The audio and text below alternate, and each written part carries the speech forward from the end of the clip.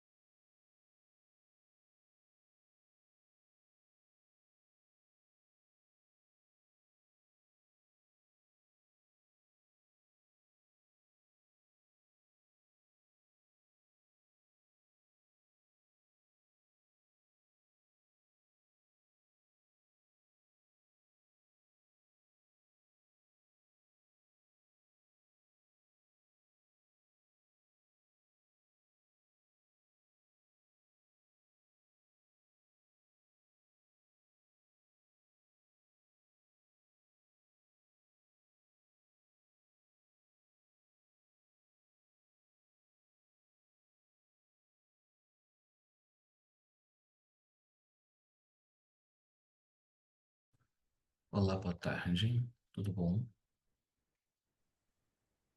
Boa tarde.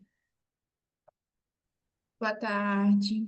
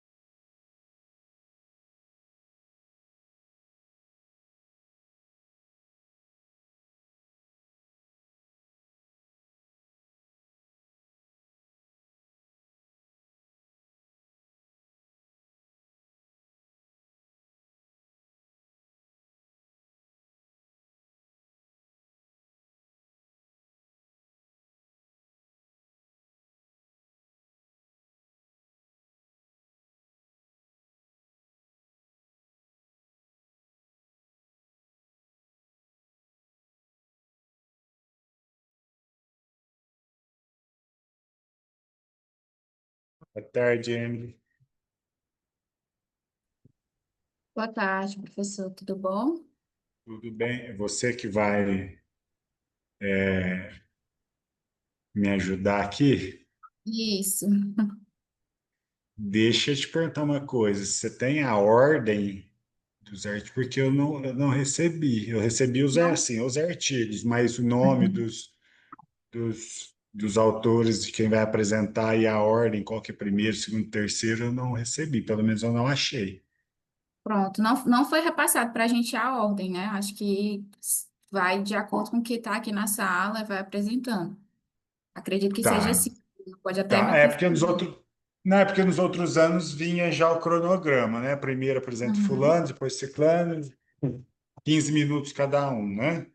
Isso, E também a questão de discutir primeiro ou deixar para discutir ao final também é uma prerrogativa nossa, né? Então, pode isso. apresentar, já discutir mais 15 minutos, é isso, né? No final, a gente tem que fechar em 1 hora e meia, correto?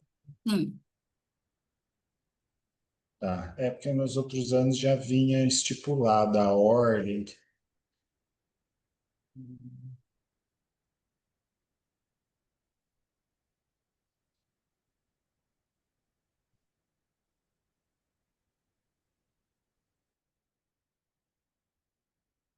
Bom, eu sei que a Tuane vai apresentar, né, Tuane? Que eu já conheci a Tuane hoje, já participamos de outra sala. Oi, professor. Sim, tô aqui. Vocês estão me vendo? Eu não tô vendo Só a minha ouvindo. fotinha. Não? Agora apareceu você. Deu certo meu fundo de É, SEMEAD? não, saiu fundo. Tá aparecendo aonde você está mesmo. Eu não tô nem me vendo aqui, mas vou resolver. Só para eu saber, Bruna e Rômulo, vocês vão apresentar, é isso? Isso. Professor, eu sou coautor, mas quem vai apresentar é a Andrea, que tá aí, acabou de chegar. Tá. E a, e a Apresentar. Bruna é outro artigo. Deixa eu só pôr os nomes dos artigos aqui, só para vocês me confirmarem, então. Bom, o das divergências informacionais na bananicultura é Tuane, né? A Bruna, qual artigo que é, Bruna? Eu sou gerações sucessórias e controle gerencial em empresas rurais brasileiras da porteira para dentro. Tá. E o agronegócio, convenções econômicas e o mundo do agro É o é meu. esse que é André, é isso? Isso, isso. Tá certo. Bom, só para a gente seguir o roteiro aí, né? Vamos guardar então mais 1 minuto. Se tem alguma preferência, quem quer ir primeiro, já que não tem aqui estipulada a ordem, quem prefere já apresentar, tá tranquilo? Eu me coloco à disposição para começar, professor. Tá bom, então. Então vamos esperar mais 1 minutinho e a gente já começa. Então a gente faz assim, até 15 minutos de apresentação, tá? E depois a gente tem até 15 minutos. Vou colocar aí 10 minutos de discussão para que um saia, suba a apresentação, pode ser? Então a gente fica com 15 minutos até 15 minutos de apresentação e até 10 minutos de discussão. Se por acaso acabar a apresentação antes, a gente ganha tempo com uma discussão.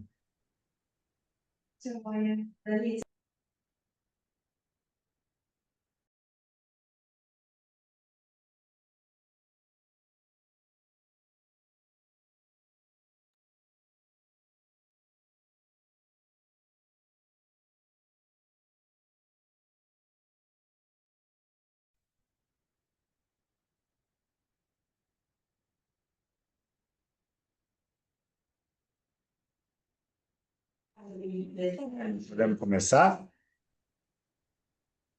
Para a gente manter aí o rigor do horário.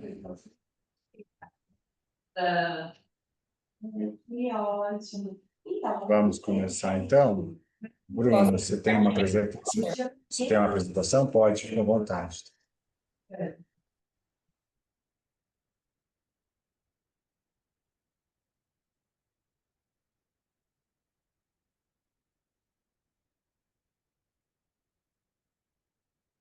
Tá aparecendo para todos? Ok? Sim, Obrigada. Hoje a gente trouxe um estudo sobre as gerações sucessórias e controle gerencial em empresas rurais brasileiras, no contexto da porteira para dentro. O nosso estudo foi motivado, primeiramente, pela relevância do agronegócio no nosso país, pelo contexto econômico que esse setor e essa atividade traz, e com isso também alguns dos desafios que esse setor encontra. Um deles é o desafio de continuidade desses negócios, como a sucessão familiar. E também como esses controles gerenciais são adotados por essas empresas familiares, né? Com isso, o nosso objetivo principal do estudo é verificar em quais gerações sucessórias as práticas de controle gerencial são frequentemente mais utilizadas e mais adotadas nas empresas rurais brasileiras, considerando sempre o contexto da gestão da porteira para dentro. E a gente tomou um caminho. O primeiro caminho foi caracterizar o comando das empresas rurais amostradas a partir das variáveis como o comando da geração familiar no controle, a idade dos gestores e o seu grau de escolaridade. Depois, posteriormente, a gente identificou as práticas de controle gerencial utilizadas nessas propriedades analisadas e, por fim, a gente analisou e relacionou essas práticas às respectivas gerações, observando também a idade e a escolaridade. Nosso arcabouço teórico, ele parte da teoria do capital humano, que condiz com que o funcionamento e o sucesso dessas organizações, eles precisam também de conhecimentos, de habilidades, da experiência dessas empresas, desses prestadores dessas empresas, para que todo o processo sucessório entre essas gerações ocorra da melhor forma. Também trouxemos bastante sobre a prática de controle gerencial no contexto de empresas rurais.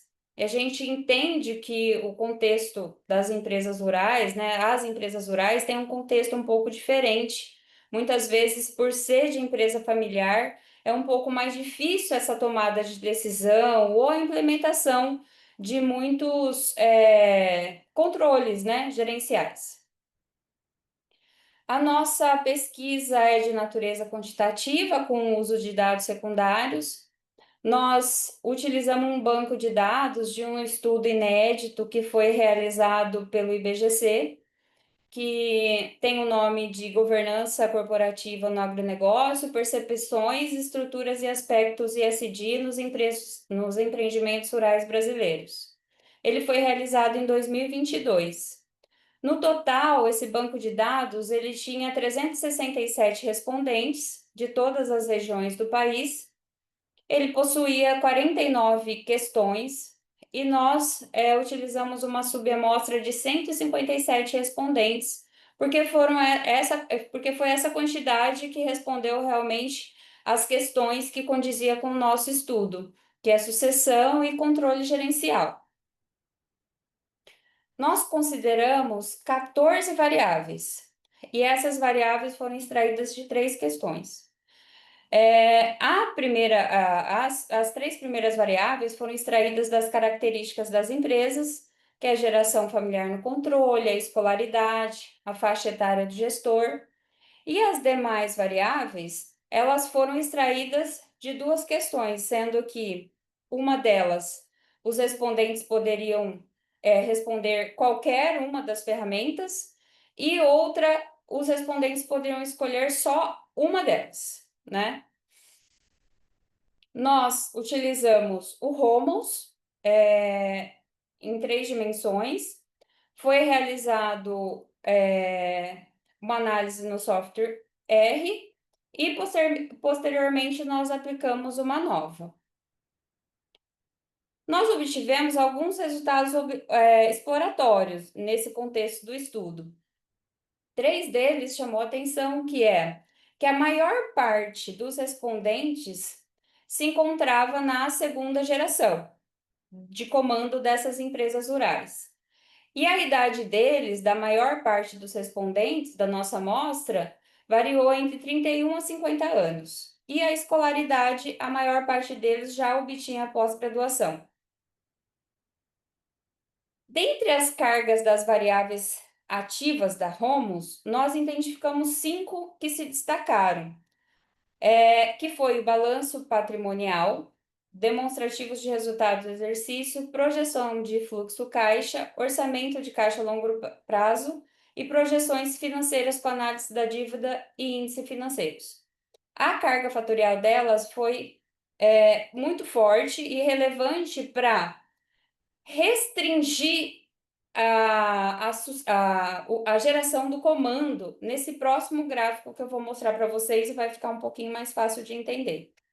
Esse primeiro gráfico demonstra que a quarta geração, que são as bolinhas roxas, elas estão num espaço mais restrito do que as demais. Então, assim, essas cargas variáveis foram as que deixaram elas mais próximas e restritas no espaço de todos os respondentes, de todos os empreendimentos. Mas analisando aqui o segundo gráfico, se vocês puderem observar, aqui consta todas as variáveis do estudo. Do lado direito, a gente pode perceber que obtém mais sim do que não, né? Praticamente só os sims, ou seja, as práticas, a adoção de práticas de controle gerencial estão mais à direita. É onde o espaço da quarta geração, que está bem restrito e destacado, se encontra. Ou seja, a quarta geração adota frequentemente mais práticas, obtém mais adoção de práticas de controle gerencial do que as demais.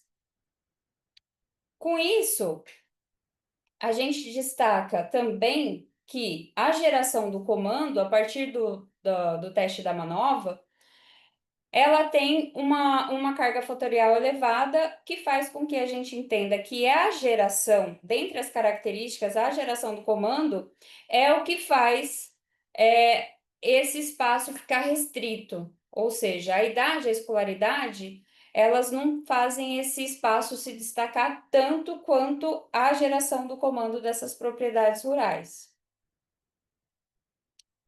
Com isso, a gente entende o seguinte, que as práticas que mais contribuíram para a separação das empresas da dimensão 1, que concentrou a maior parte da variância explicada, estão diretamente ligadas a instrumentos formais e estruturados de controle financeiro, como os mecanismos mais técnicos e orientados à antecipação de cenários, como projeções financeiras com análise da dívida e indicadores, como liquidez, endividamento, a elaboração de projetos de fluxo caixa e orçamentos de longo prazo, bem como instrumentos contábeis mais consolidados, que reportam e sustentam algumas decisões, como a presença dos demonstrativos e resultado do exercício e do balanço patrimonial. Os respondentes da quarta geração, passou um minuto, ficaram restritos no espaço bidimensional da ROMUS, onde os vetores da categoria SIM, ou seja, da adoção das práticas de controle gerencial, apresentam sua maior força. Isso sugere que o momento geracional desses empreendimentos e possivelmente os valores, as prioridades e as formas de atuação que cada geração carrega, traz a gestão e implica diferentes adoções de ferramentas de controle gerencial. E a análise de variância demonstra que a geração do comando, ela influencia de forma significativa a posição dos respondentes no espaço tridimensional da ROMUS, enquanto a idade e a escolaridade não apresentaram efeitos tão significativos. Com isso, a gente consegue concluir que os resultados indicam que determinadas ferramentas que são mais estruturadas de controle, como projeções financeiras, fluxo de caixa, balanço patrimonial e demonstrativos de resultados, estão mais associados às gerações mais jovens do controle dessas propriedades estudadas, E a Manova, ela confirmou, sim, que a geração familiar no comando, ela exerce influência estatisticamente significativa na forma como os controles gerenciais são aplicados, enquanto a idade e a escolaridade dos gestores não demonstraram efeito relevante. Então, a geração do comando aparece como um fator-chave para a inserção de práticas mais modernas e padronizadas de controle, contribuindo para maior eficiência, transparência, profissionalismo no gerenciamento dessas propriedades desse grupo estudado. Do ponto de vista teórico, a pesquisa é condizente com a teoria do capital humano, que pressupõe que o preparo dos sucessores influenciam diretamente a qualidade da gestão. E a gente reconhece a limitação desse trabalho, pois nós utilizamos dados secundários de um banco de dados que o objeto do estudo não era controle gerencial, e nós dependemos das percepções subjetivas dos respondentes. Nosso estudo, ele traz essa resposta ao controle gerencial, de como ele está sendo utilizado nessa maior parte de empreendimentos rurais aqui no Brasil. E nossas referências bibliográficas estão à disposição, assim como o nosso estudo também está à disposição a todos, e eu também estou à disposição para qualquer dúvida e qualquer orientação que vocês tenham.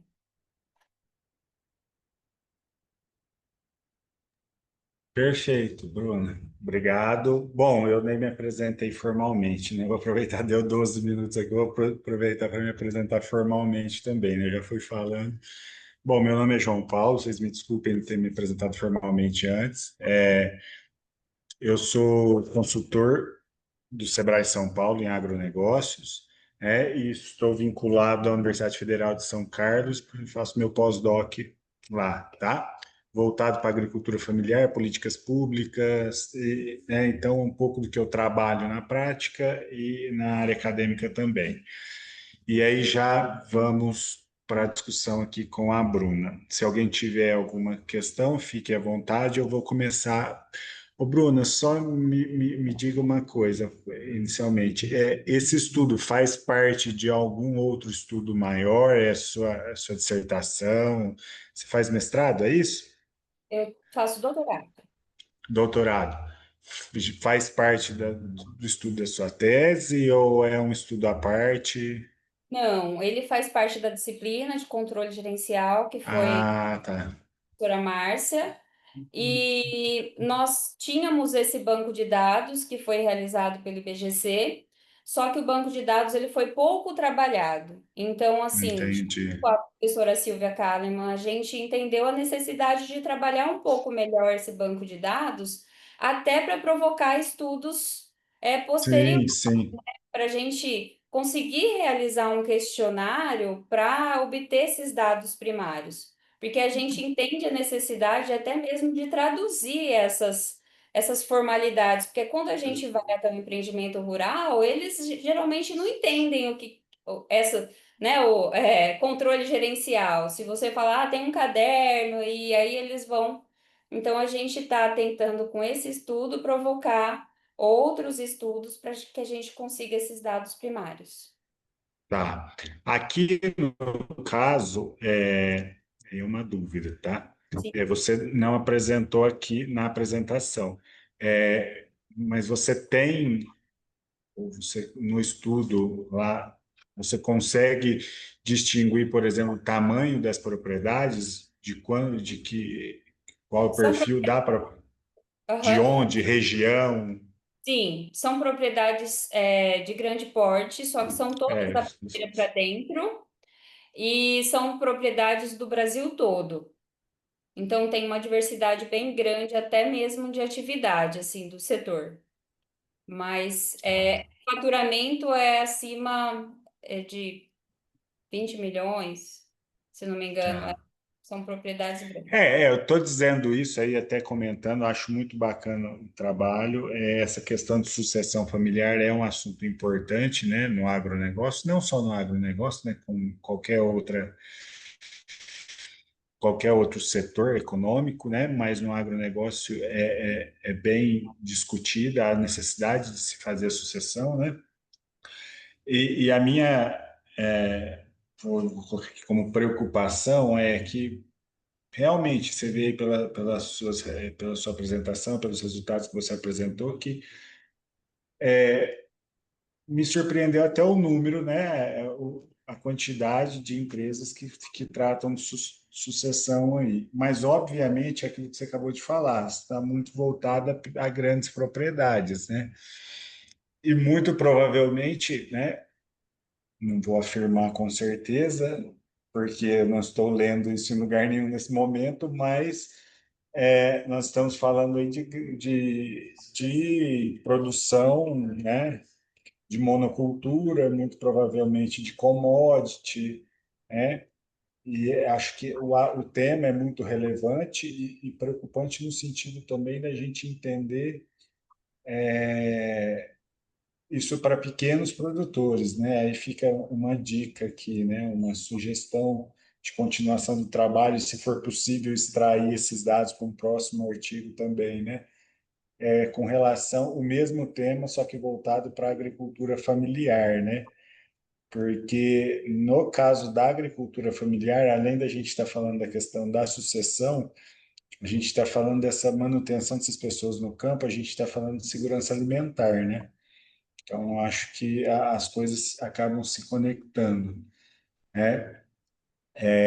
Falando especificamente do seu trabalho, pelo que eu entendi, se eu estiver errado, você me corrija, é, esse entendimento de que a sucessão, no caso do olhar de vocês, estava muito ligado à utilização de ferramentas de gestão, correto?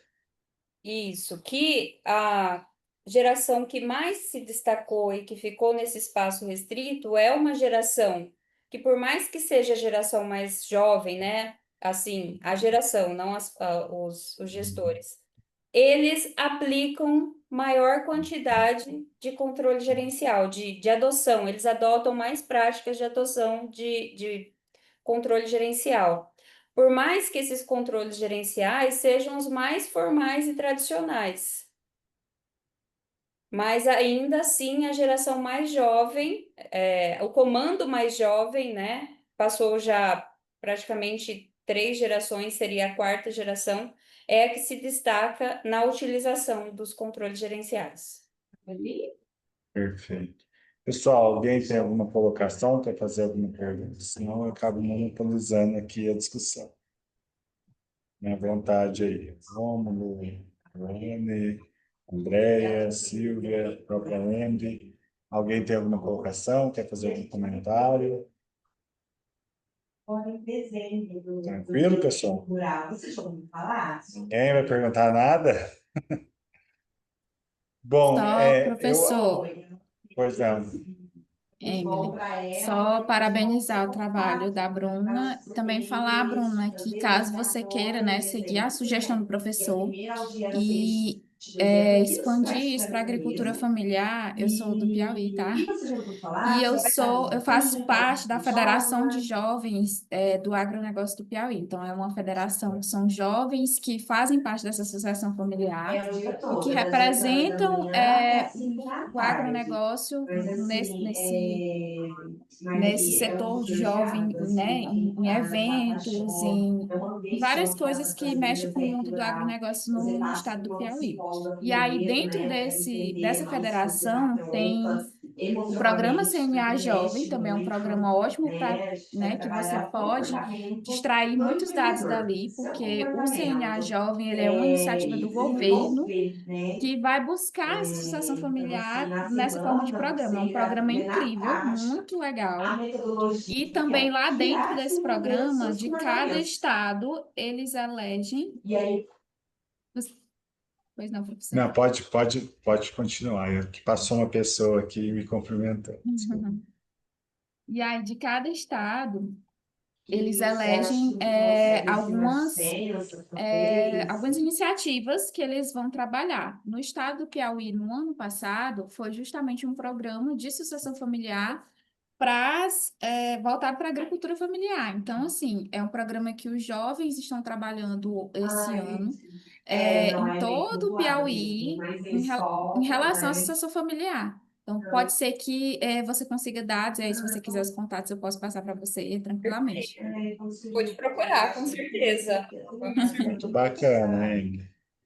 Muito Ô, bacana. Emily, quando a gente está falando aí, aproveitando a discussão, a gente está falando em agricultura familiar, aí, por exemplo, nesse grupo aí no estado especificamente, a gente está falando de propriedades de que tamanho e alguma cultura específica ou não?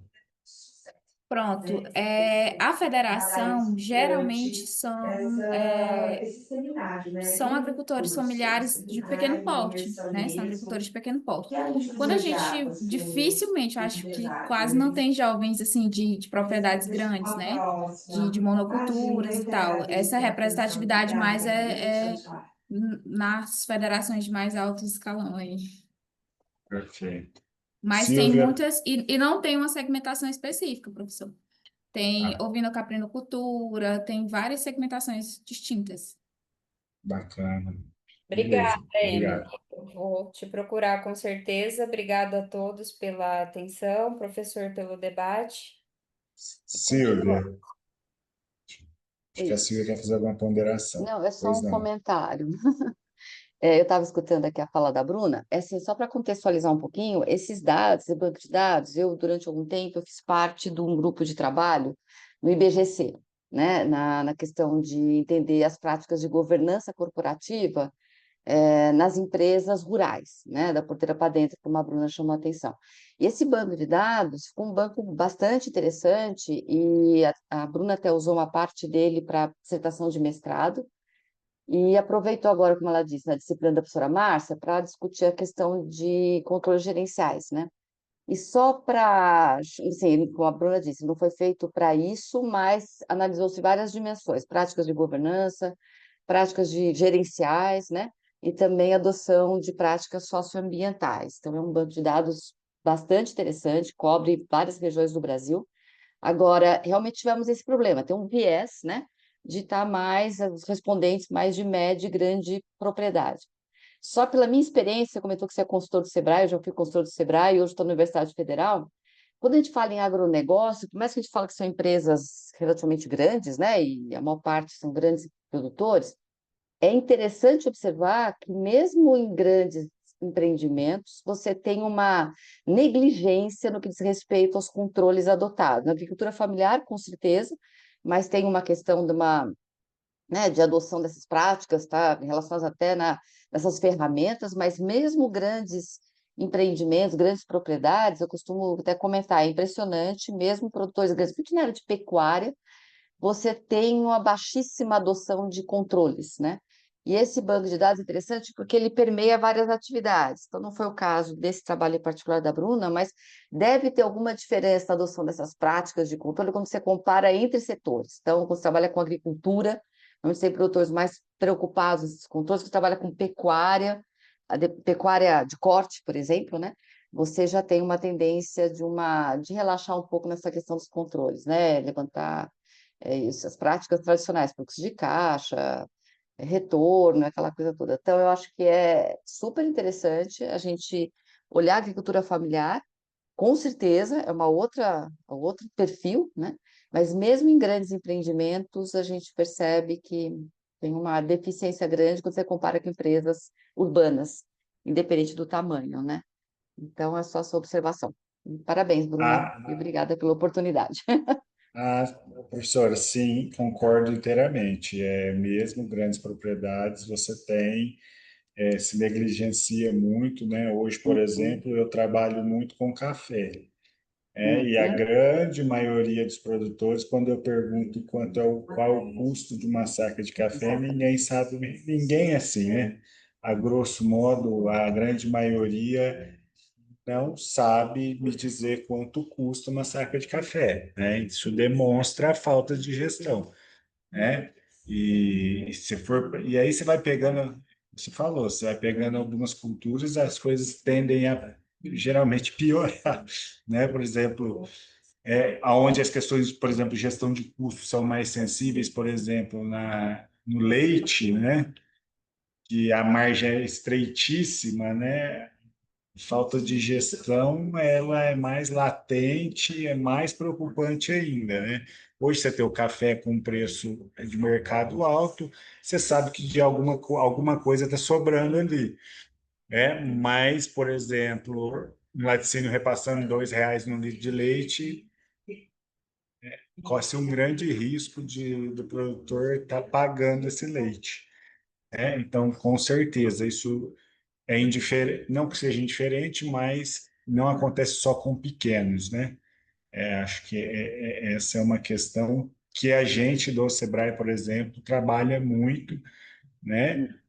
Já foi consultora do Sebrae, que é a necessidade e eu gostei muito que a Bruna fala muito empreendimento rural, né? Que é o que a gente busca trabalhar muito a ideia dos produtores, né? De entender que é uma empresa, né? De entender, porque não é roça, né? Aquele negócio de Exato, a minha roça, que eu posso cuidar de qualquer jeito, né? Acho que a Emily está exatamente. concordando aí também, porque é assim que funciona, né? Mas é isso. Bruna, obrigado, parabéns pelo trabalho. Não sei se mais alguém quer se manifestar aí, fiquem à vontade. Se não tiver mais ninguém, a gente passa para o outro artigo. Emily, quer falar mais alguma coisa? Não, professor, adorei o trabalho, mas vamos conversar mais, Bruna. Bruno, eu também me coloco à disposição, tá? Se depois precisar de alguma ajuda, ou, né, algum insight, quiser conversar, eu estou à disposição também. Tá Muito bom? obrigada. Bom, vamos para o próximo, então. Tuane ou Andréia, pode ser, Andréia? Sou eu agora. Eu vou compartilhar, só um minuto. Tá bom, fique à vontade.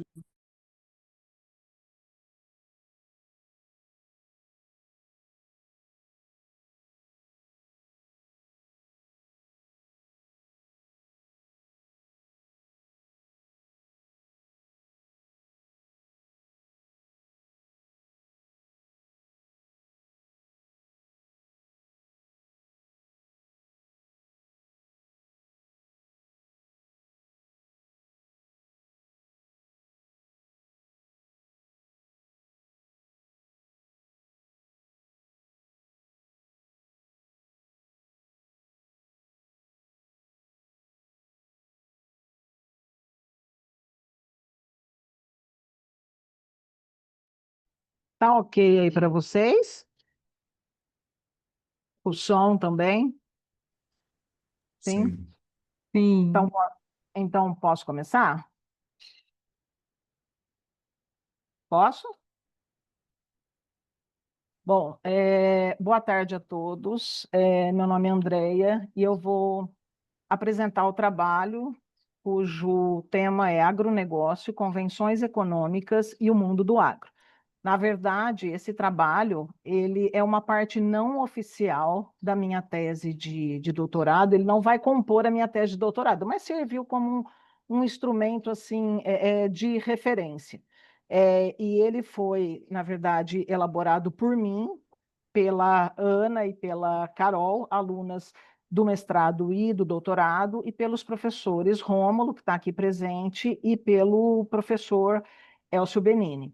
E, na verdade, então, assim, o trabalho mais amplo no qual este trabalho está inserido, ele ainda está em andamento. Então, essa revisão sistemática, que é o objetivo deste trabalho, obviamente que ela foi finalizada, né? Mas, na verdade, é só um pontapé é um suporte para minha tese, correto?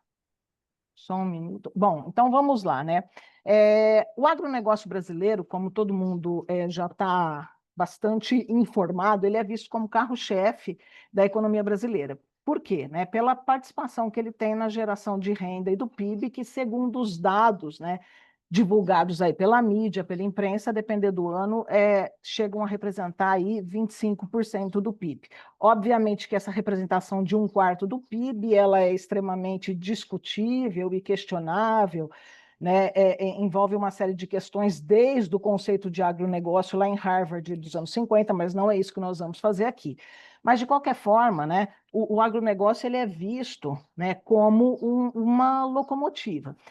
E ele, no Brasil, ele é tido, né? Nós conseguimos ver como um modelo de desenvolvimento que, apesar de se falar num agronegócio tecnológico, num agronegócio eficiente, né, com domínio pleno aí das tecnologias, um agronegócio moderno, de maneira geral, quando a gente pega a pauta exportadora, a gente observa o quê? A gente observa a predominância de produção e exportação de bens primários.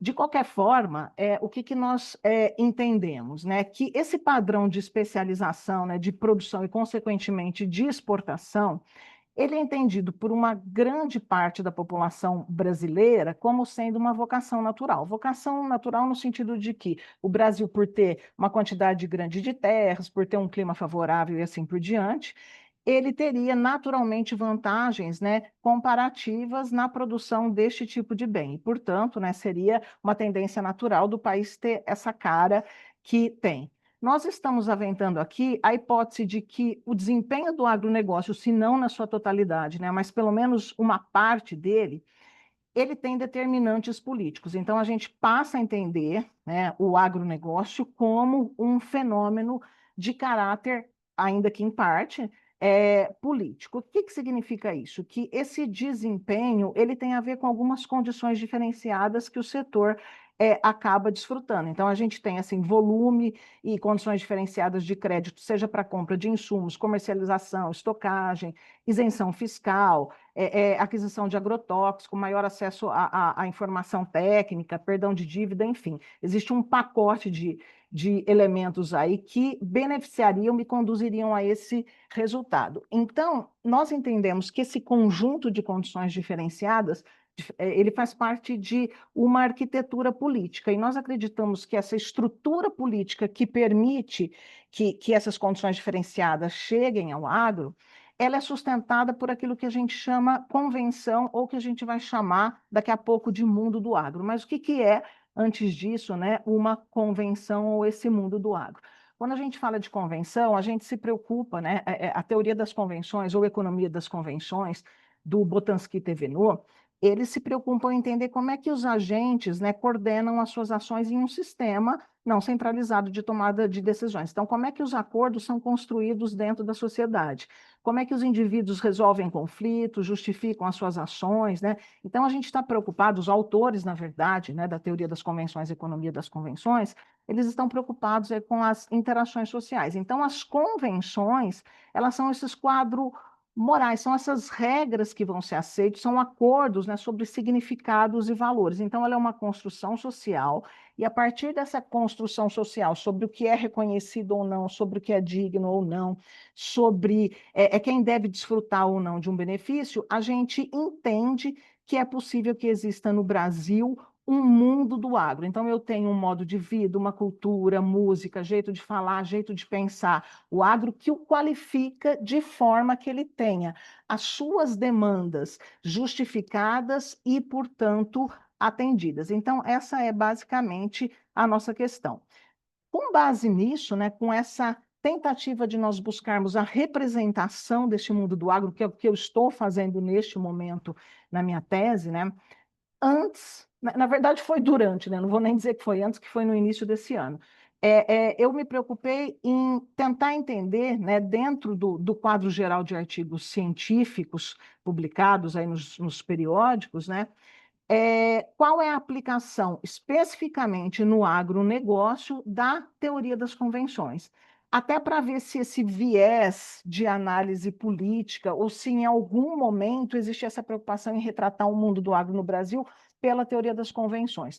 Por que, né, essa possibilidade da gente ter um mundo do agro no Brasil? Porque o livro A Justificação, do Botansky e Thévenot, na verdade, ele vai ter como sua tônica os mundos comuns. Você tem o mundo doméstico, o mundo industrial, o mundo da fama, o mundo de mercado, o mundo cívico e assim por diante.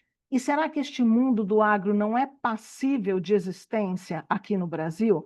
Então, a gente queria antes vasculhar a literatura para ver se de fato já existia algum rastreamento sobre isso, e se não, né, a gente conseguir elementos para começar a pensar nessa caracterização. Para que a gente fizesse, então, esse mapeamento ou esse rastreamento de uma forma protocolar, então a gente está fazendo aqui uma revisão sistemática da literatura, que foi realizada em fevereiro deste ano, fazendo uso de um protocolo aí bastante utilizado, que é o protocolo Prisma, né?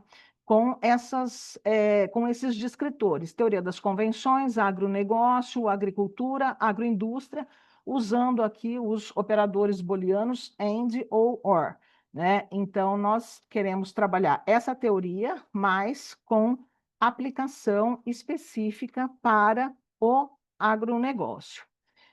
O que nós conseguimos obter aqui?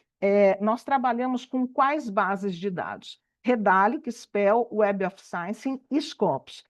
Nós conseguimos obter, nessa primeira triagem, 53 artigos, só que nós excluímos, na verdade, 21. Aqui está texto completo, mas, na verdade, são textos incompletos. Eu preciso providenciar depois essa correção.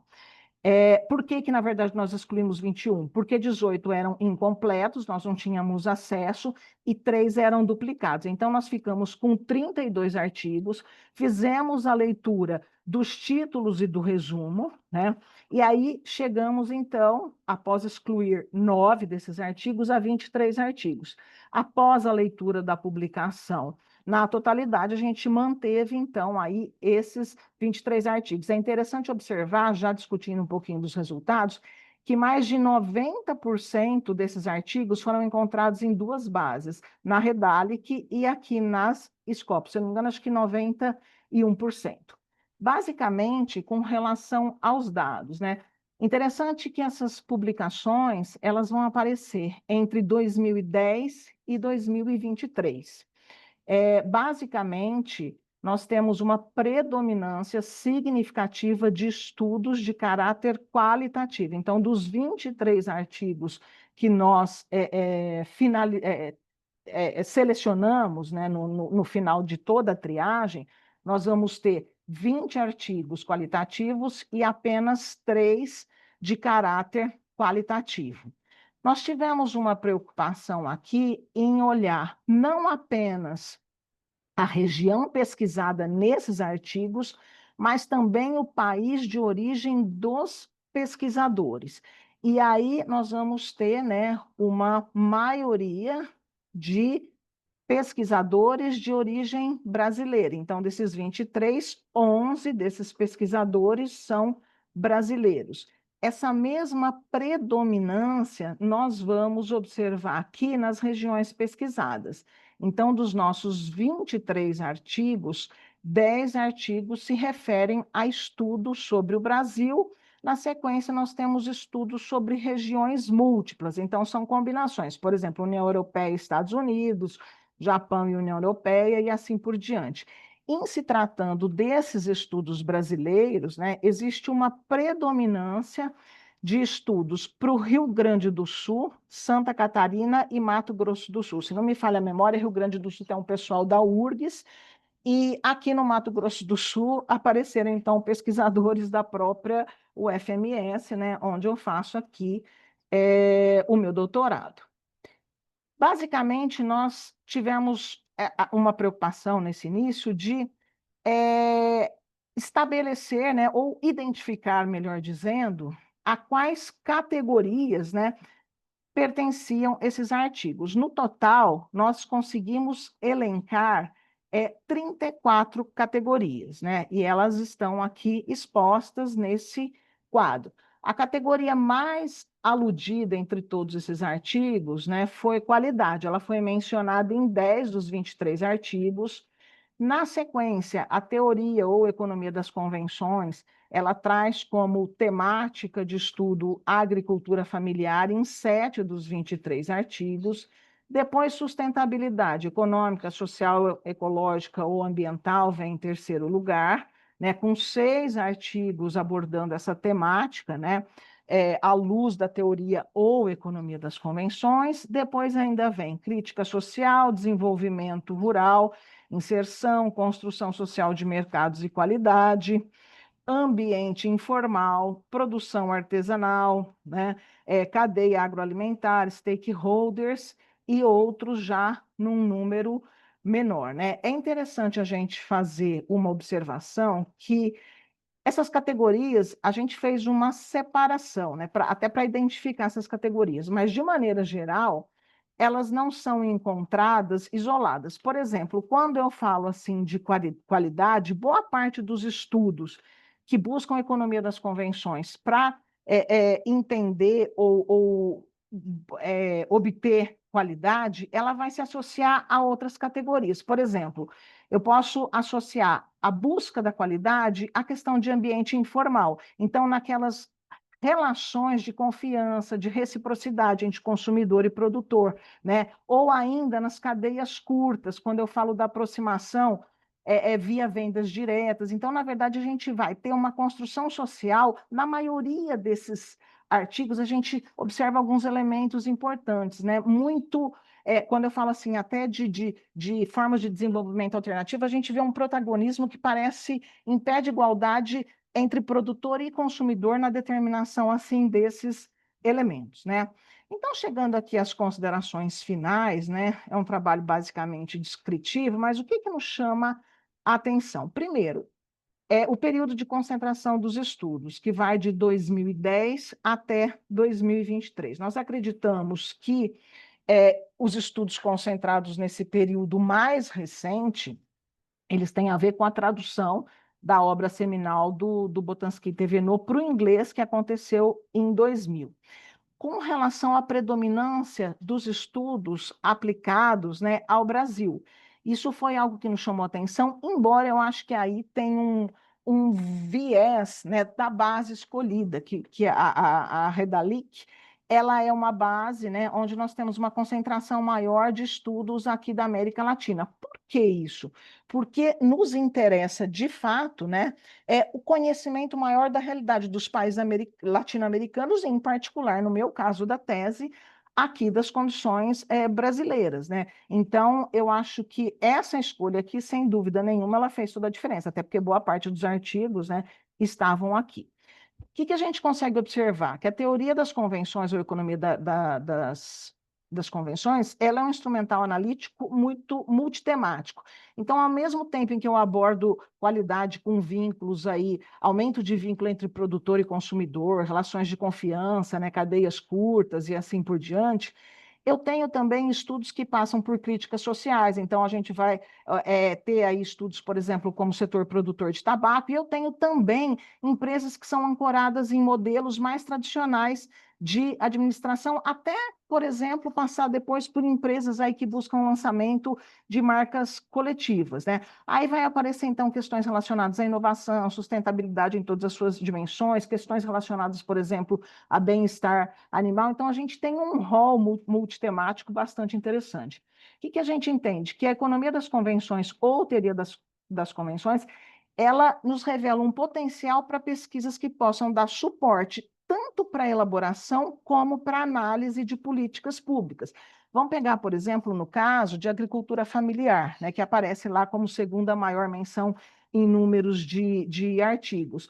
A gente vai ter, no caso de agricultura familiar, né, um cenário onde os costumes, as interações sociais, a tradição familiar são determinantes nesses modelos aí de produção. As convenções internas, elas vão se sobrepor ao regramento convencional, né? Então, as convenções são relevantes nesse processo e a economia das convenções, então, ela vem como um elemento analítico, né, que permite compreender aí essas realidades e permitir uma maior inserção nos mercados.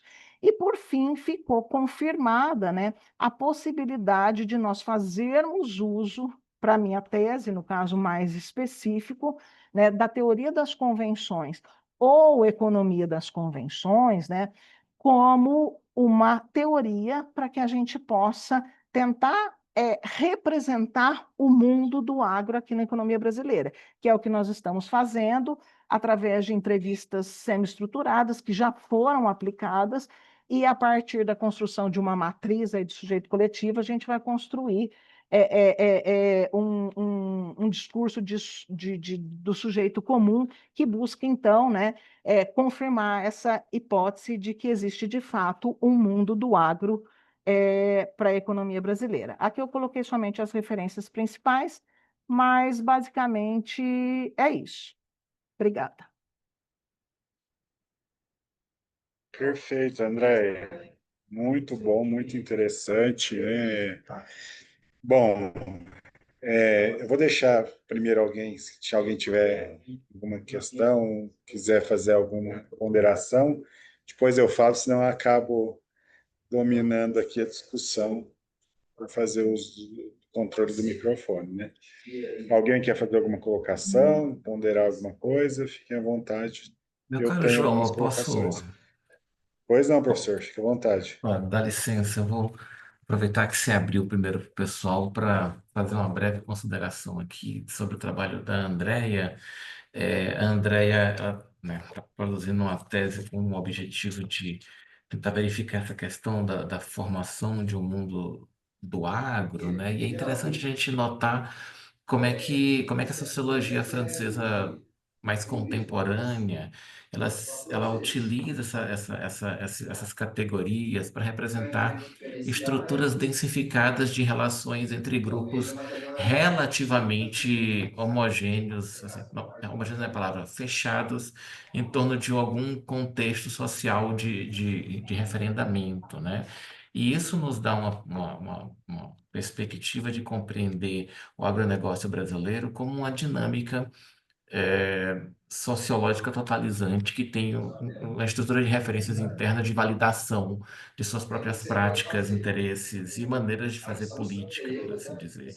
E nesse sentido, o trabalho da Andrea, ela, na perspectiva de construir, né, de tentar mostrar que existe uma consolidação de uma estrutura dessa dimensão no Brasil, ela permite entender como que, por exemplo, o agronegócio ele consegue exercer influência político, simbólica, cultural, até às vezes muito maior do que efetivamente seu peso econômico na economia brasileira, né? É interessante notar que essa construção de um mundo do agro perpassa um espaço subjetivo e objetivo de relacionamento que inclui a dimensão econômica, evidentemente, e na medida que inclui a dimensão econômica, inclui uma ordem de apresamento de valor e de distribuição de riqueza que é própria dessa esfera de circulação, que é diferente, por exemplo, do mundo cívico, que é diferente, por exemplo, do próprio mundo acadêmico, muito embora esses mundos eles estejam em interface, segundo a perspectiva sociológica,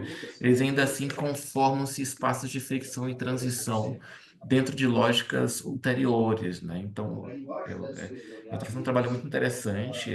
Essa pesquisa aqui foi né, uma primeira tentativa de ver o que tem à disposição no estado da arte, na academia, e a gente está com muita expectativa do que é que vai sair, né, Andréia? Falando nisso, vou aproveitar e fazer uma cobrança ao vivo. E aí, como é que tá a análise? Aí já, aí pronto, professora Aqui já, eu vou falar que está tudo bem, né? Imagina, não vou comprar uma briga aqui, né? não, tá tudo certo. No final vai dar certo. Depois a gente conversa, Rômulo. No Ok, final sempre então. dá certo, né, André, professor? No final sempre dá certo. Mas era Não, isso que eu é queria assim. falar. Pois Devolvo a não, palavra, professor. professor. Bom, eu achei muito interessante, né? Assim, não só por conta da minha atuação novamente, como pesquisador, mas também por ser uma pessoa que está atuando em campo, né? Eu acabo atuando das duas formas e eu acho muito interessante pensando mais até do que a questão da economia institucional ali, né? Mas da sociologia mesmo, né? Porque eu vejo no discurso, eu atendo muita gente, pequenos produtores, eu vejo o discurso. E várias vezes eu escuto o seguinte termo, nós do agro, né? Nós do agro, temos que, nós do agro, né? Por outro lado, quando você vai atender, por exemplo, você vai conversar com o pessoal assentados da reforma agrária, eles repelem o termo agro, né?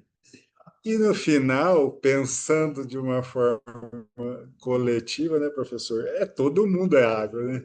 O sitiante, ele faz parte, quando a gente fala em, por exemplo, que é o que eu trabalho aqui, né?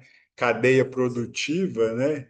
É, o sitiante, o quilombola, o, o assentado, o fazendeiro, eles estão dentro da mesma cadeia produtiva, né? Sim, se eu, por exemplo, se eu estou falando de café, não importa se eu produzo 1 hectare, se eu tenho 100 hectares, se eu tenho 200 hectares, eu faço parte daquela cadeia produtiva, né? E às vezes você tem isso, grupos que se reconhecem, grupos que não repelem a terminologia, né? E, e que no final, economicamente, pensando em cadeia produtiva, por exemplo, quando você vai montar um projeto, né, de fomento da cadeia produtiva, né? Por exemplo, o próprio governo do estado agora, há um tempo atrás, lançou um edital no estado de São Paulo para que reconhecessem as cadeias produtivas locais, né? E aí você tem que fazer um estudo do território, né, de quais elos da cadeia estão presentes ali, quantos produtores tem, qual é a produção local, X, Y, Z. E está todo mundo junto, né? Se eu estou no território, eu faço parte dessa cadeia produtiva. Mas é muito interessante essa questão do nós, né? Nós do agro. O que é o nós do agro, né, professor? Eu já entendi muito produtor que me diz isso, e E é quando ele interessante repele você. também, Desculpa. O- a- pois pode, não, pode pois falar, não. Rômulo. Rapidinho, é interessante você mencionar essas diferentes autodenominações, porque a questão do agronegócio, a questão fundiária, ela conforma os discursos, na composição de um mundo do agro, conforma os discursos do positivo e do negativo também, né? Porque todo espaço sociológico vivo, ele é um espaço sociológico em conflito e em disputa, de narrativas de explicação dessa realidade, de representação das estruturas de poder dentro dessa realidade. E sim, de fato, o quilombola faz parte do agro, né? Ele faz parte como disputa fundiária, ele faz parte como uma voz que às vezes é silenciada, mas que também se integra economicamente portanto, depende ali daquela dinâmica de Sim, valores, né? Consequentemente. E por conta disso, a composição de uma ideia de mundo do agro também diz respeito a que discursos são efetivamente estruturantes dentro das estruturas de poder dadas e quais aqueles discursos que são deixados de lado e silenciados. Isso tudo faz parte dessa composição, de certa maneira. André, desculpe, sim, eu sim, falei na sim. sua frente. Ô, André, antes, até para você complementar, deixa eu só fazer mais uma colocação aqui. Por exemplo, né, a Andrea começou a apresentação dela falando das políticas públicas, né, ao qual o agro se beneficia, por exemplo, né? E esses indivíduos, menores que sejam, eles com alguma dificuldade, obviamente, mas teoricamente essas políticas de crédito são feitas para ele também, né? São feitas para todos, né? Então, eu acho que é uma questão de se reconhecer, se enxergar parte daquilo, né? Então, por exemplo, uma produção de café em agrofloresta, se você perguntar para o agrofloresteiro, ele não vai falar que ele é do agronegócio, mas ele produz café no meio da agrofloresta. Se você perguntar para um agrofloresteiro que planta fruta, hortaliça na agrofloresta, ele vai dizer que ele não faz parte do agronegócio. Mas ele tem acesso às políticas públicas, ele vive daquilo, a renda dele vem da agricultura. E aí a Andrea, já vou passar para você, Andrea, mas que a Andrea começou lá na fala dela também, falando do conceito de agribusiness lá de Harvard, né? A gente está falando de negócios a partir da agricultura, a grosso modo, de forma bem simplificada, né? Então, todos esses indivíduos fazem parte. Pois não, André? Ô, João, eu estava tentando achar minha mãozinha amarela para levantar, mas eu tenho que fazer assim porque eu não consegui achar aqui nos. Não, Então, tranquilo. vou fazer assim. João, na verdade, assim, esse conceito de agribusiness, né, que vem dos Estados Unidos, né, e que aqui a gente traduz por agronegócio ou mesmo agribusiness, nós entendemos, quer dizer, nós, vou dizer eu, não sei o Rômulo, aí depois você se defende, Rômulo. Na verdade, a gente vê esse conceito como propositalmente inclusivo, inclusivo no sentido de querer colocar todo mundo dentro do agronegócio, o quilombola, o pequeno agricultor, a agricultura familiar, assim por diante. E nas entrevistas que eu tenho feito, é, me parece que isso cola. Só que esse conceito, aí vem aquela história de antes da porteira e depois da porteira. E o antes e depois da porteira, ele vai assim a perder de vista, né?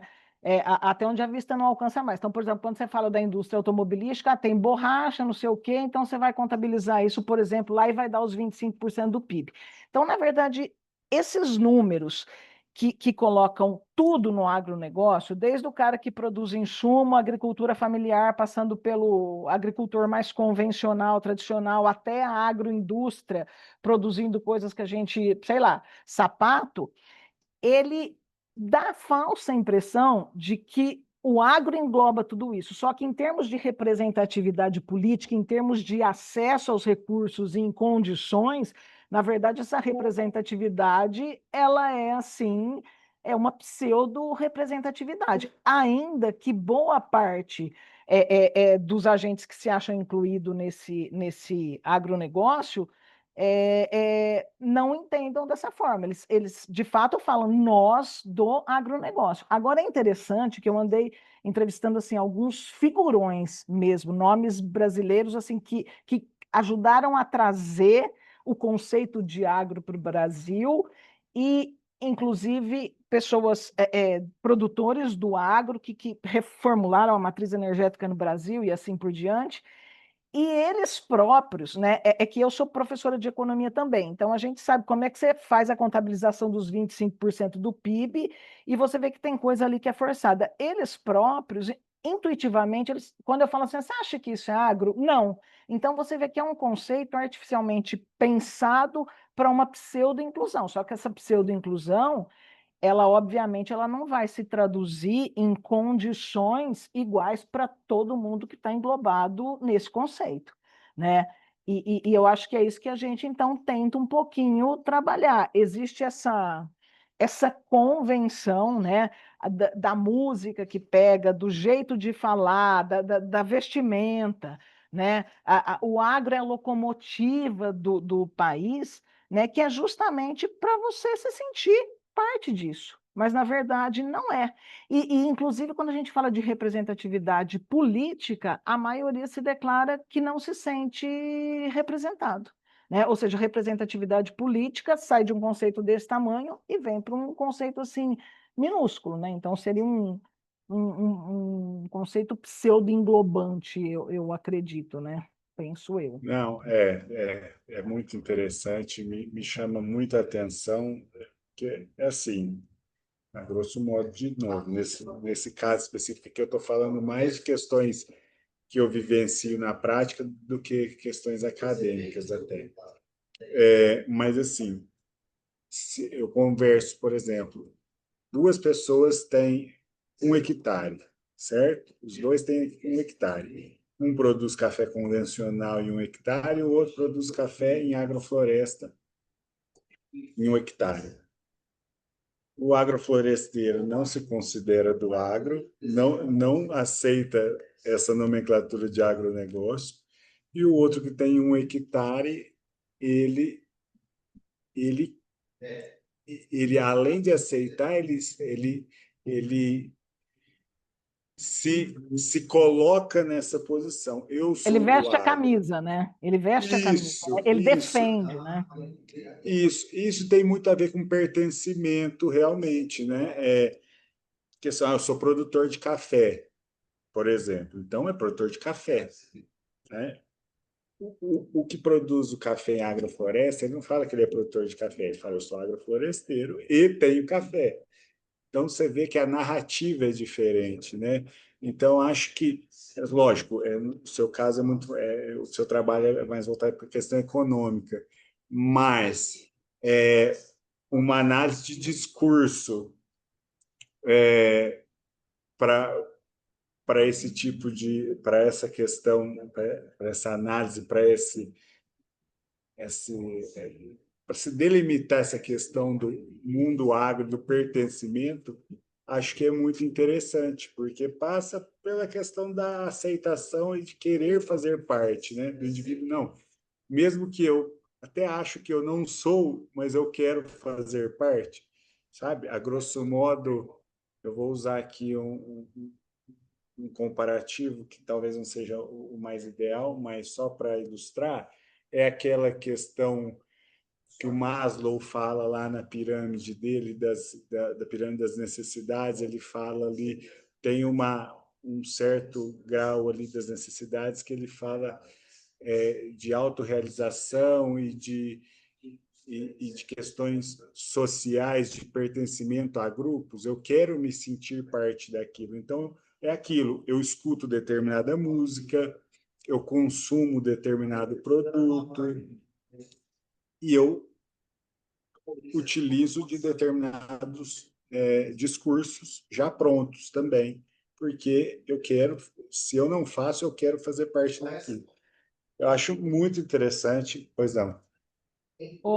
João, é uma das coisas que tem ficado evidente. Eu ainda não terminei de tabular, digamos assim, essas entrevistas, estou lá pelo meio do caminho.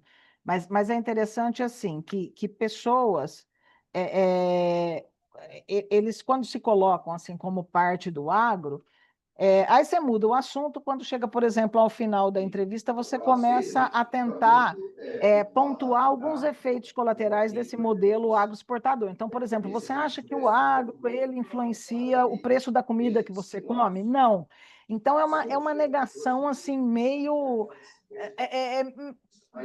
generalizada. Então, eu acho que quando você fala assim, veste a camisa, é justamente você vai defender o modelo e negar, eventualmente, aí, qualquer tipo de efeito colateral. Então, acho que entra justamente, né, nessa convenção, né, de você ter um Sim, conjunto de valores ali, né, que priorizam, que colocam esse setor, né, acima de tudo na economia, a ponto de você ver nas entrevistas assim, por exemplo, região de Ribeirão Preto, que é de onde eu venho e onde eu trabalho. Se tirar o agro daqui, você a regi- trabalha onde? eu dou aula na Harvard Agribusiness School, do Tá, não, Marcos eu moro em Fava. Ribeirão. Eu moro em Você conhece? Ribeirão. Que Eu, tra... legal, eu trabalho na regional do Sebrae aqui em Franca, mas eu moro em Ribeirão. que legal. Você conhece a Harvard Agribusiness School do Conheço, professor Marcos Fava? Então, eu dou aula. conheço. Lá o discurso é nós do agro, né? João, não conte para ninguém que você ouviu a minha fala aqui, né? Nós do agro, né? Nós do agro. Sim, sim, né? A gente vai meio que ficando atrás das pilastras, assim, né? Mas Andréia, não, enfim, mas beleza. Eu vou dar continuidade aqui, mas depois eu quero, já que você está em Ribeirão e eu também, eu quero continuar conversando com você depois não, sobre isso, tranquilo. Então então. depois a gente troca aí figurinha. Isso tudo é culpa do Rômulo, viu? Ele que é o culpado disso tudo aí. Ela está no lugar do nós do agro, professor, pode ficar sossegado. Disfarçado, Pesso- né? Pessoal, vamos dar continuidade aí, então. Obrigado, André, obrigado, Obrigada professor. eu. E nós vamos continuar essa conversa, então. Tuane, vamos lá? Sim, vamos. Vou compartilhar aqui, Estou à disposição aí.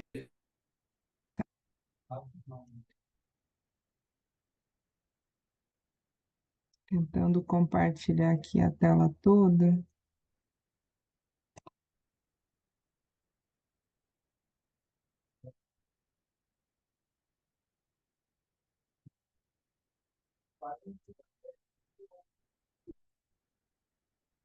Tá aparecendo?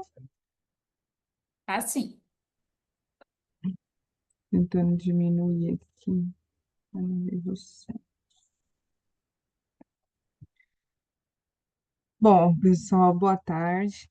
Me chamo Tuane. Vou apresentar para vocês esse artigo que chama Divergências Informacionais na Bananicultura. É um estudo comparativo entre as bases de dados do IBGE e da Emater. As áreas que ele foi publicado foi em agrobusiness e o tema de gestão de cadeias e políticas públicas no agro. Os autores, né? Sou eu, que sou mestranda, pela Universidade Federal de Rondônia, no programa de pós-graduação em administração, e também, junto com os meus colegas, né, tenho o Patrick Cunha, que também é mestrando no mesmo programa, e os professores doutores, que é o professor Medeiros Haroldo, Souza Dércio e Costa Otacílio. O artigo ele começa com uma introdução falando um pouco sobre a banana, que seu nome científico é musa, e então eu trago algumas informações, como por exemplo, é a fruta mais consumida no Brasil. A gente já chegou a produzir aproximadamente 7 milhões de toneladas em 2023, segundo os dados do IBGE, isso a nível Brasil, né? Então, assim, a importância da produção da banana vai além do seu consumo doméstico, que é cerca de 35 quilos por habitante ano, segundo Matsura, ele também compõe um pilar socioeconômico, especialmente com os pequenos produtores, né? A agricultura familiar trabalha muito com essa cultura, que foi falado muito aqui hoje. Então, no contexto da Amazônia Legal, Rondônia, que é o estado que eu estou, e o artigo focou bastante, ele ocupa a terceira posição do estado que mais produz banana no país. E isso olhando a Amazônia Legal, né? Entre os 9 estados da Amazônia Legal, Rondônia está em terceiro lugar. E dentro do estado, quando a gente fala de lavouras permanentes, a banana ela está em segundo lugar na produção, perdendo apenas para o café, que é o que a gente mais produz no estado. Então, assim, entender o comportamento dessa cultura, que é tão significativa para o estado, para o país, olhando para a agricultura familiar, entender esse comportamento do preço dessa cultura, é, traz subsídios para entender e trabalhar a questão das políticas públicas, estratégias de comercialização e o próprio planejamento do produtor ali quando vai trabalhar com essa cultura. Então, quando a gente começou a procurar entender um pouco mais sobre essa dinâmica da bananicultura no estado, a gente identificou algumas divergências de informações de dados oficiais do governo, né? E aí foi aí que surgiu a pergunta de pesquisa, que é quais as divergências de informações entre as bases de dados oficiais da produção de banana no estado de Rondônia. E a partir daí, para responder essa pergunta de pesquisa, a gente teve como objetivo analisar as divergências informacionais das fontes de dados oficiais do IBGE e da Emater de Rondônia na produção da banana no período de 2014 a 2024.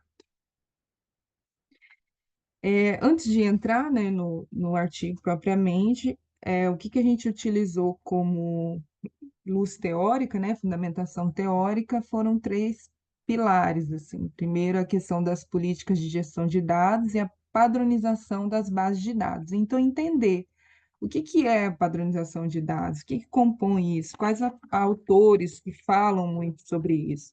Então, lá no artigo, primeiro a gente vem definindo, né, o que seria essa padronização e a sua importância. Então, foi muito citado, por exemplo, a importância de padronizar as bases de dados para a gente poder alcançar uma uniformidade, uma clareza, uma segurança, para auxiliar no armazenamento desses dados, para trazer uma consistência e credibilidade nas informações. Nesse tópico, eu trouxe vários modelos de como se fazer isso, né? Um deles é o modelo de maturidade de gestão de dados, que é conhecido como OMM. Também falamos sobre a DAMA, que é uma metodologia de governança de dados. Falamos também da Lei Geral de Proteção de Dados, trazendo algumas referências, e alguns atores que abordam essa temática. Por exemplo, o Wilson, ele fala que dados padronizados torna mais fácil você descobrir, você utilizar e você entender os dados que você está trabalhando. E aí, depois de trazer várias referências, a gente conseguiu focar em critérios básicos quando se fala numa padronização de dados, que seria a interoperabilidade desses dados, que é o quê? Que é você chegar num padrão que facilite a integração de dados, a troca de informação entre sistemas e entre os usuários, quem vai consumir essa informação. O outro critério seria a redução da redundância e a inconsistência dos dados, que às vezes a gente tem dados que se repetem ou que não são consistentes, no sentido de que às vezes é uma unidade de medida que não condiz, você vai trabalhar com leite, aí você encontra um dado que ele não está sinalizando se é em litro, né? Então, é esse tipo de inconsistência que às vezes a gente encontra e que é preciso estar muito bem claro quando você vai trabalhar com padronização. Então, melhorar a governança também dos dados e a questão de compliance e a eficiência operacional. Então, esses seriam os critérios básicos, conforme todos esses autores e metodologias que a gente apresentou nesse item de política de gestão de dados e a padronização das bases de dados. Outro tema que a gente usou como fundamentação teórica foi as assimetrias informacionais no agronegócio. Então, aqui a gente foi trazer esse conceito, né, de assimetria informacional, que ela vem também da economia, que ela quer dizer que, assim, agentes que estão envolvidos ali numa transação e que possuem níveis de conhecimentos diferentes, né? E olhar para isso é muito importante, porque quando a gente pensa que eu tenho ali um produtor, que ele não conversa com o consumidor, que ele não consegue entender ali a dinâmica de mercado, os valores, quanto que está custando, uma semana tá custando um valor aquilo que ele está produzindo, ou o que, que o consumidor espera que ele entregue, né?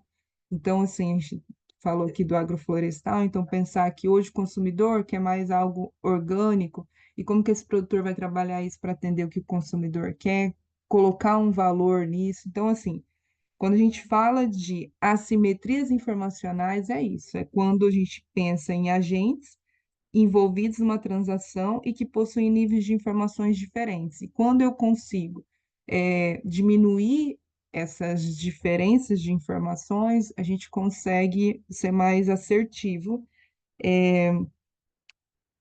Tem até uma parte que o Carvalho diz assim que, desculpa, o Gino fala que a presença de assimetria nas transações de preço, ela é muito comum, mas ela é mais comum do que ter uma simetria.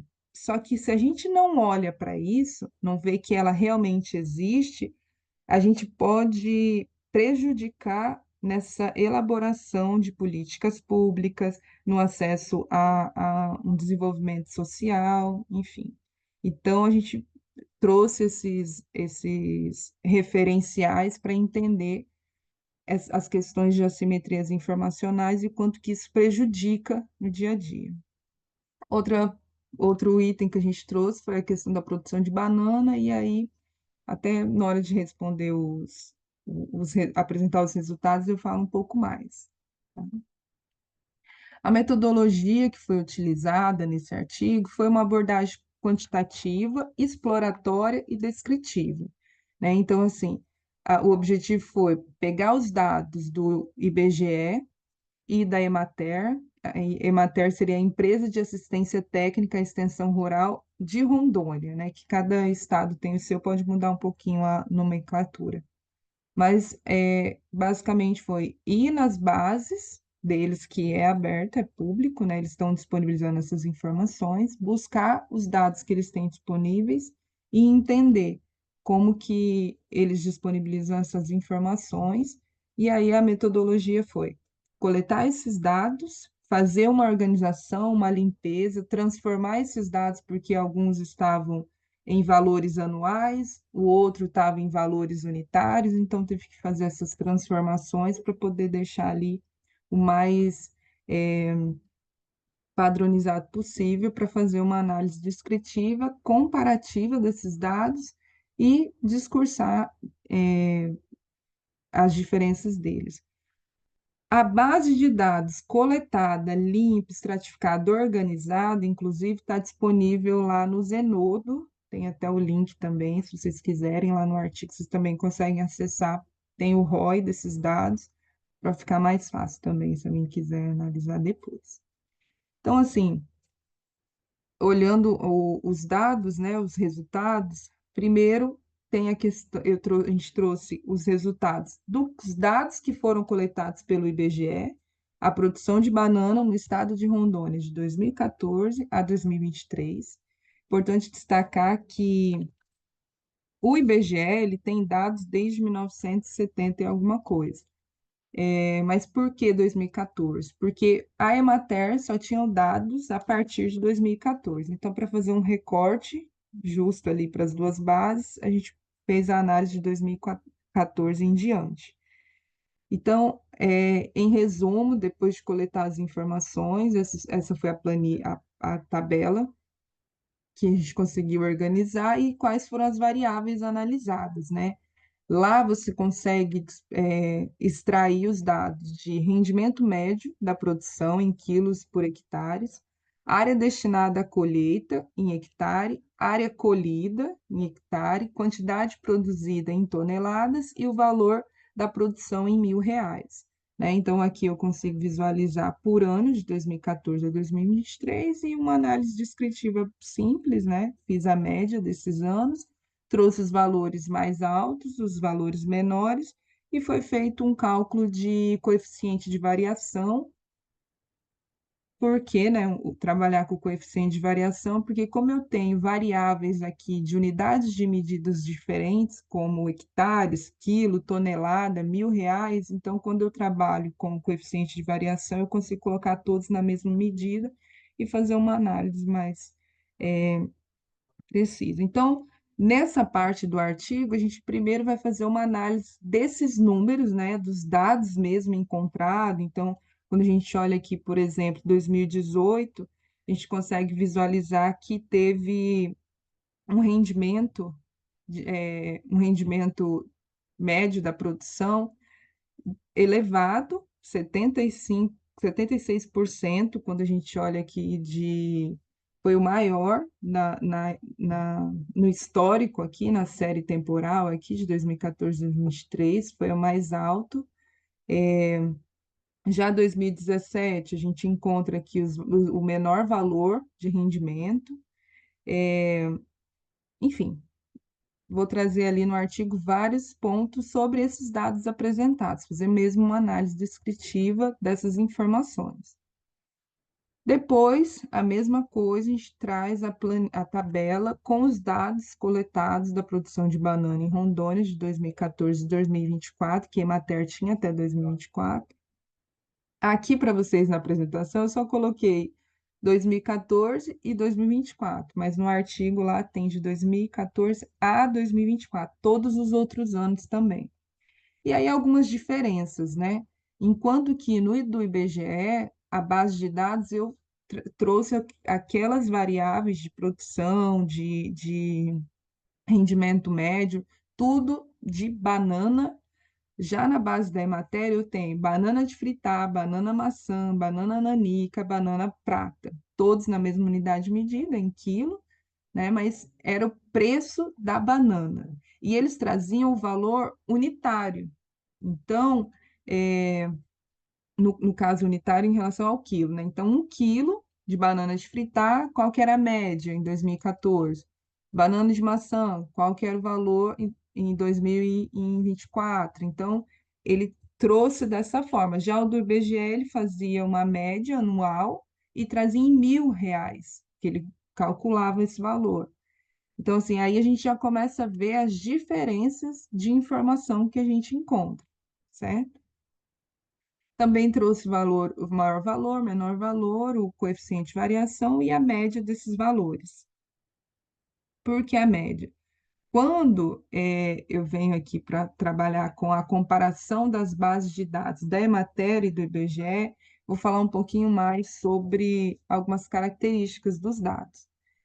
Então, fazendo esse comparativo em relação a alguns aspectos. Quando a gente fala sobre a série histórica, né, na base do IBGE, a gente encontrou dados de banana de 1974 a 2023, da Emater já tem de 2014 a 2024. O formato desses dados disponibilizados, como é que foi? No IBGE, você acessa a base de dados, você consegue filtrar as informações que você quer, as variáveis, seleciona, dá um clique em quais você quer, o ano que você quer, e essa informação você consegue baixar ela em uma planilha, né? Uma planilha eletrônica, no Excel. Já os dados da Emater, por exemplo, de 2014 a 2021, eles eram disponibilizados como? Você tinha o ano, você clicava lá, 2020, 2021, clicava no ano, ele abria um PDF, e nesse PDF eu tinha nas linhas, né? Várias culturas diferentes. Então, eu tinha lá banana, eu tinha açaí, laranja, limão, mamão, várias culturas. E nas colunas eu conseguia visualizar por mês, janeiro, fevereiro, março, abril, maio, o valor que aquelas culturas tinham por mês, em cada ano. E isso em PDF. Então, você tinha que copiar aquela informação, a linha que você queria. Então, eu queria saber de banana, então eu selecionava banana. Lembrando que banana, eles tinham 4 tipos de banana. De 2022 a 2024, a forma de disponibilização desses dados foram diferentes. O que que eles fizeram? Quando você clicava no ano 2022, dentro dele tinha lá os meses, janeiro, fevereiro, março até dezembro, e quando você clicava em janeiro, ele já abria 4 PDFs. Aí tinha lá semana 1, semana 2, semana 3, semana 4. Aí em cada semana você abria um PDF e visualizava as mesmas culturas, todas elas no mesmo PDF. Então tinha lá desde vários tipos de banana, laranja, mamão e por aí vai. E nas colunas você encontrava todos os municípios do estado de Rondônia, que são 52 municípios. Então, os valores em cada um desses municípios que o valor do preço do quilo da banana. E depois tinha que fazer a média desses preços em todos os municípios para você identificar qual era o preço médio daquela cultura que você queria. Então, só para vocês entenderem o quanto que foi complexo fazer a extração dessas informações, que a princípio está disponível e fácil. Só que quando você vai de fato acessar essa informação, tem essas diferenças e dificuldade de acesso, né? Porém, quando a gente olha já para os aspectos de detalhamento das informações, Tuane, Tuane, desculpa. Só para acabou que meu já está tempo, dando, não, já tá dando 20 minutos, mas se você quiser estou finalizando. para finalizar, Tá bom, obrigada, professor. Tá, em relação ao detalhamento das informações, o do BGE, de novo, é anual as informações e eu consigo ter outras variáveis, né, como produção, área plantada. Já os dados da Emater, eles tinham sim mais detalhes na informação, como dados mensais, semanais, inclusive e anuais, porém era do preço da banana, apesar de identificar várias variedades da banana.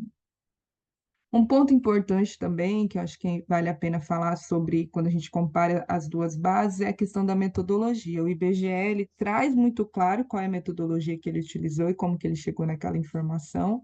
Já os dados da Emater não estavam muito claro isso, não tinha um espaço lá, um parágrafo que fosse falando como que eles chegaram nessas informações. Além disso, questão da granularidade temporal, a dificuldade de acesso às informações, perspectiva de mercado e principais limitações. Esses foram os aspectos analisados para comparar as duas bases de dados, né? Então, assim, considerações finais. Quando a gente fala em valores mesmo, o que que a gente encontrou de diferença, né? Foi identificado que há uma diferença quando a gente fala do preço do quilo da banana em 30 centavos de uma base de dados para outra. Mas quando a gente olha a produção, por exemplo, e multiplica essa diferença, chegou em torno de 50 mil reais a diferença de uma base para outra em dizer que o valor do quilo da banana. Então, essas diferenças, né, essas divergências entre as bases de dados, ela que consiste, né, muito na coleta, na forma de coletar esses dados, na forma do o período que foi feito o levantamento, a disponibilidade, como que é feita a disposição dessas informações, tudo isso é preocupante porque não traz uma padronização, não traz uma confiança naquelas informações e que são bases para você construir uma política pública para que você possa desenvolver aquele segmento, aquele setor dentro do Estado, né? É, é isso, professor. Tem aqui algumas referências bibliográficas. Vou deixar vocês perguntarem também. Perfeito, Ana. Obrigado. Desculpa ter que interromper. A É, gente se empolga. bom, não, normal. Eu achei que minha câmera estava aberta, desculpa. É normal, é assim mesmo. Bom, eu já participei de outra sessão com a Tuane, inclusive sobre esse trabalho dela. Eu vou colocar aqui para todo mundo, se alguém quiser fazer alguma colocação também. Que eu falei para ela basicamente o seguinte, né? Questão da teoria utilizada para ela aprofundar mais na questão da teoria, né? De entrar na questão dos custos de transação, aprofundar ali a discussão sobre a simetria de informação, né? Acho que faz todo sentido o trabalho dela. Esse trabalho específico. Além disso, pensando em novos trabalhos, a continuação desse projeto, pensar em outras questões que envolvem também a economia institucional, né? Por exemplo, o Menar fala muito de mesoinstituições, né? Que seriam arranjos locais e regionais que atuam ali para traduzir, interpretar e fazer a conexão entre macroinstituições e microinstituições. Então, a minha recomendação para ela nesse trabalho é partir pensando assim, em dar maior sustentação teórica, falar de assimetria de informação, né? E pensando em novos trabalhos, partir para essa análise de mesoinstituições baseado no resultado desse trabalho, que encontramos divergências, beleza, agora o que vamos fazer com isso? Vamos pensar em políticas públicas, e aí o MENAR, com esse conceito de mesoinstituições, pode contribuir bastante nesse sentido. Pessoal, se alguém quiser se posicionar aí, fazer algum comentário, bom, da minha parte foi isso. Já te falei, o trabalho muito legal, muito bacana, pode, né, reverberar em vários outros trabalhos aí, principalmente sobre política pública. Pessoal, fica à vontade aí, quem quiser.